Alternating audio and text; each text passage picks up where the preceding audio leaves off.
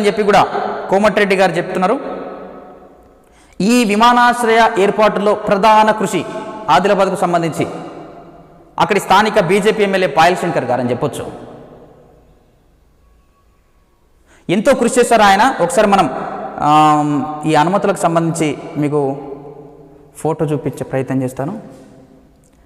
So ఇది IAF నుంచి అయితే అనుమతులు వచ్చిన పత్రం ఇది. Special chief secretary transport roads and building department government of Telangana హైదరాబాద్కి.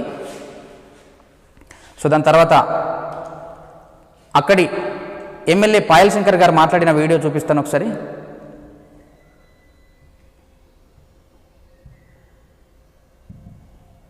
అంటే గతంలో